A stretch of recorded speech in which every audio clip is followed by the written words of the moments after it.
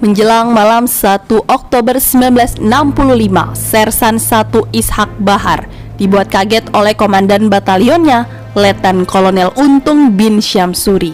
Bintara di Batalion Kawal Kehormatan 1 Resimen Cakrabirawa itu diminta Untung untuk menjadi ajudannya.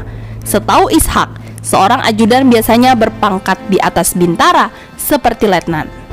"Pak, saya kan masih seorang sersan pertama," kata Ishak. Ia tak bisa menolak setelah Untung menyinggung masa lalu Ishak yang seorang anggota Gerakan Pemuda Islam Indonesia yang berafiliasi dengan Masyumi. Saat itu Masyumi adalah musuh rezim Soekarno sehingga dibubarkan pada tahun 1960.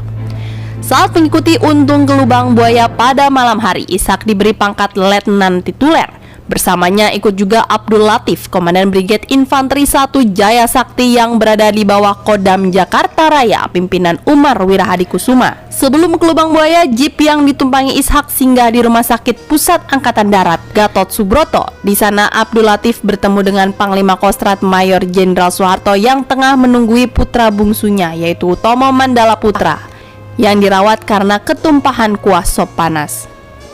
Setibanya di Lubang Buaya, Ishak hanya berjaga di sana sepanjang malam. Ia tak ikut dalam regu-regu penculik yang dikomandoi Letnan 1 Dul Arif.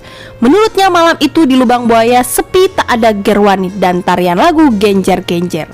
Namun informasi ini bertolak belakang dengan keterangan Sukitman, agen polisi tingkat 2 yang ikut dibawa ke Lubang Buaya saat ia berpatroli dan menjadi saksi pembunuhan. Menurutnya, di lokasi pembunuhan para petinggi AD itu justru terdapat para sukarelawan yang berasal dari Pemuda Rakyat dan Gerwani. Terlepas dari hal tersebut, setelah pasukan penculik kembali dengan korbannya masing-masing, Ishak merasa tersiksa melebihi kesepian yang berjam-jam sebelumnya ia lakoni. 2 dari 6 jenderal yang dibawa ternyata telah terbunuh di rumahnya masing-masing, yakni Brigadir Jenderal D.I. Panjaitan dan Letnan Jenderal Ahmad Yani. "Aduh, cilaka ini," gumamnya membatin. Para jenderal dan 1 perwira lainnya yang masih hidup kemudian dianiaya dan dibunuh serta dimasukkan ke dalam sumur tua. Sukitman, seorang polisi berpangkat rendah yang ikut dibawa para penculik, hampir saja ikut dibunuh jika ia tak mencegahnya. Setelah peristiwa di Lubang Buaya itu selesai, Ishak dan anggota Cakrabirawa lainnya kemudian meninggalkan Lubang Buaya.